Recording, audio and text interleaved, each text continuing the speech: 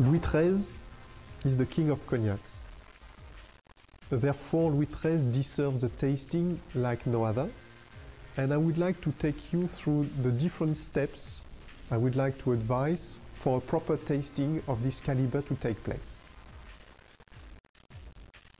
It took 100 years to make, and right from the start with the color, you can see the viscosity with the tears and the brilliance which is making Louis XIII standing from the others.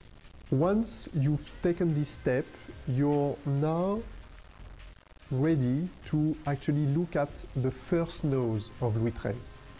And here my piece of advice is to approach the tasting with what I call restrained desire. That is to say, obviously this is a rare moment and one should be really willing to experience all the aromas at stake, but at the same time, please respect what is going to be tasted, and to do that, try to smell the glass from a distance. You will see very rare and delicate notes, and you will be able to notice the incredible lift of aromas that Louis XIII can offer.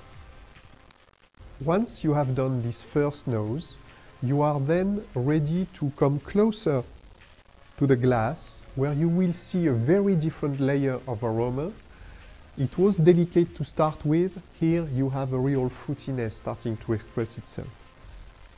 Then smell the glass again, a third time, coming deeper in the glass this time, where you will see all the sheer opulence of Louis XIII expressing itself. The other benefit of taking time for the different noses and smells to be enjoyed is to actually also prepare yourself, your body and your palate for the tasting experience. Same piece of advice for the first sip. Try to take a tiny amount in mouth. Try even to simply wet your lips to crush one drop of Louis XIII.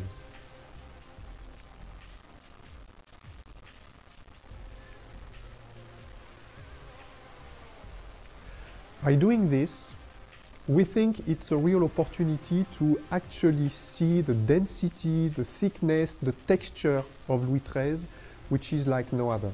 It's coating the palate, it's actually impossible to escape, moving everywhere in the palate, even with such a tiny amount. And you will see how velvety it is, but also how elegant and discreet it can be at the same time, like lace. Having performed this step, you are then prepared, your palate is perfectly protected to take a proper sip and enjoy all the wave of flavors that Louis XIII can offer.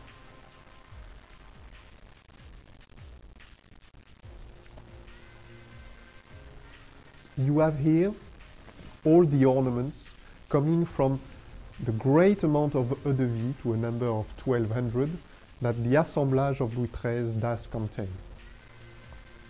Once you have experienced this, you are then obviously able to enjoy, sip by sip, all the dimensions, all the layers of flavors that can be seen in Louis XIII. There are many to describe. They are all impossible to see at once. And that's something that you should all remember, that Louis XIII, because it's taken a century to achieve, is larger than us, its story, its flavors, and most importantly, and I will conclude by this, its persistence.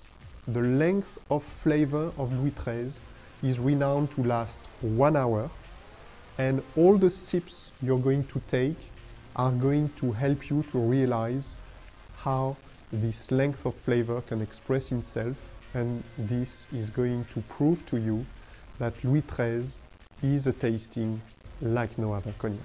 This is why it's been called the king of cognacs since 1874, now for 134 years. Enjoy the tasting.